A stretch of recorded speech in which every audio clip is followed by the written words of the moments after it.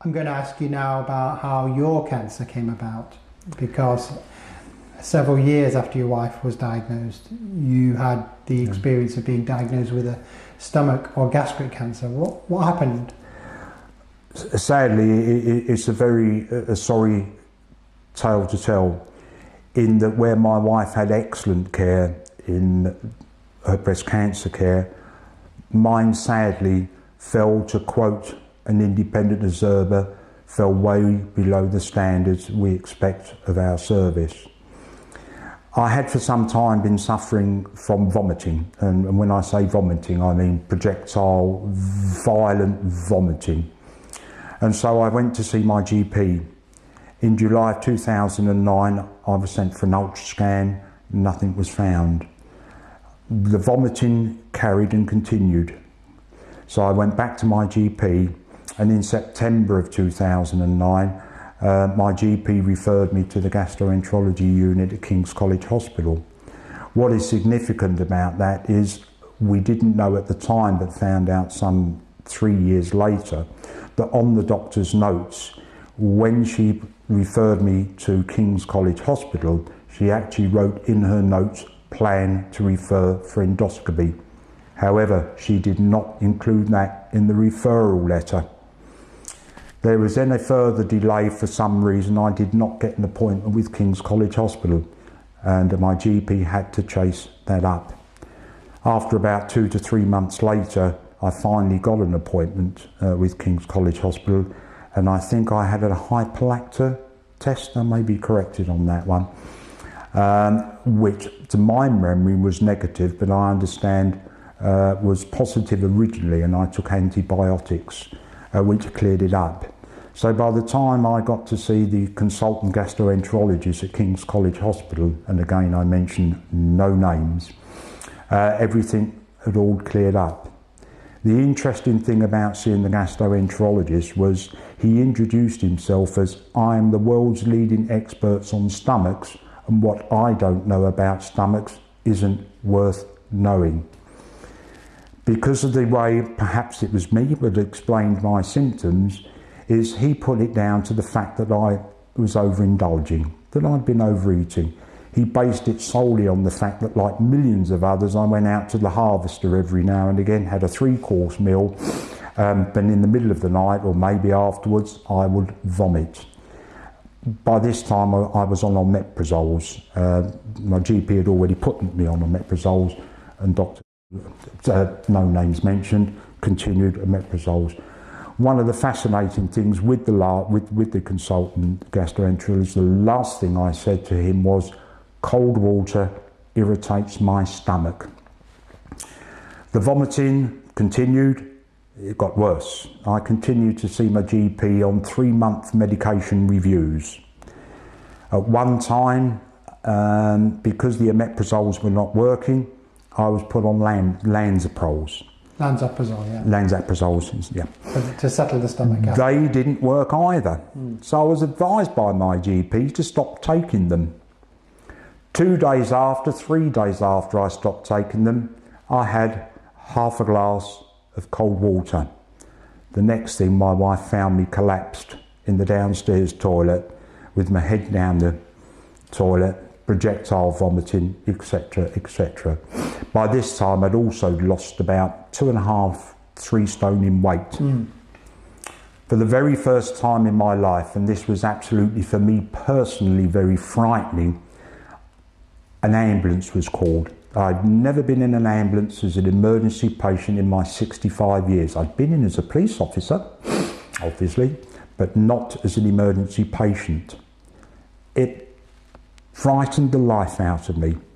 God knows what it did to my wife, but of course bearing in mind what she'd been through, and at that time was still going through because she hadn't had the all clear, we then went off to King's College Hospital. I was detained overnight, thinking that I was an emergency patient. The following day, it was on a Friday, I saw a junior doctor from the gastroenterology unit. I was told that emergency scans had been cancelled in my case. This junior doctor then went on to explain that I could lay in the hospital bed for 2 to 3 weeks, where I might get a scan in 2 weeks, or I might have to wait for 3 weeks. However, if I was an outpatient, I would probably get one quicker. I, of course, thinking I'm an emergency patient, was a little taken aback by that. And after discussions with my 2 daughters, both who were adults at the time, and my wife, I decided, well, I'd rather lay in my own bed and wait than lay in a hospital bed and wait. I did eventually get an appointment for an endoscopy. I went home, and about 2 weeks later ended up back in hospital in exactly the same position as I had before. Even more frightened now, because what's wrong with me? I do not have a clue, and no one is saying anything to me. The thing that really annoyed me the second time was everybody I'd spoke to, their first question was, what was the result of the endoscopy?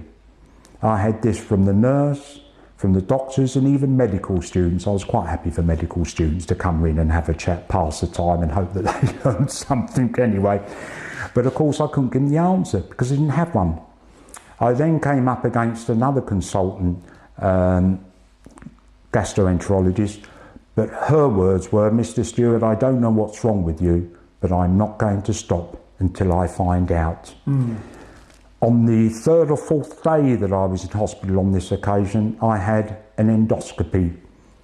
Around about 2 years after I'd first pointed out to the GP my problem, and about 15, 16 months after that I'd saw the first gastroenterologist, who simply put my symptoms down to overeating, overindulgence. We were told by the doctor who carried out the endoscopy that there was a particular concern there, and that would be cancer. She mentioned lymphedema, but because my wife had already had the experience of cancer, she knew exactly what was, because she'd been told the same herself. Anyway, we carried on with further tests, and eventually we saw, in August, we saw the gastroenterologist for her results. I'd had some other tests and examinations done. Of course, the clue was that with the gastroenterologist, the consultant was a Macmillan nurse, so straight away we knew. Strangely enough, it hadn't bothered me. It didn't bother me. None of what's happened to me has particularly bothered me. It's my wife. My wife is my life. End of story. End of story. She then told me, of course, that I did have stomach cancer, but it was curable and it was operable. So I was referred to the oncology unit at Guy's Hospital. During the meantime, I think I had a PET scan. Yeah. PET scan? Yeah. Functional imaging. I had a PET scan. Where the relevance of my wife comes back in her breast cancer is on these dates will live with me forever. On September the 12th, 2011 at 2 o'clock, my wife had an appointment at the breast cancer unit at King's College Hospital. On September the 12th, 2011, I had an appointment at the oncology unit at Guy's Hospital at 3 o'clock, an hour later. Because of that, my wife's appointment was brought forward, and my wife was told that she had the all clear, or was all clear as one could be with breast cancer. So she had the all clear. So we knew that after 5 years, she was fine. I went into the oncology unit, the gastroenterology unit at Guy's Hospital, thinking that I was going, and my wife thinking that I was going to set up dates for operation and so on and so forth. I was told that I had stomach cancer, stage TN3. I was told that I'm classified terminally ill and that I could only receive palliative care, and that my cancer was not operable and neither was it curable. That particular second, my wife's life was destroyed, totally destroyed. She punched the wall of the consulting room and was last seen running along the corridors of Guy's Hospital being chased by a Macmillan nurse. I know it's humorous, but that's the way you handle these things, perhaps. Eventually, she, of course, discovered she also broke her wrist in punching the wall of the hospital.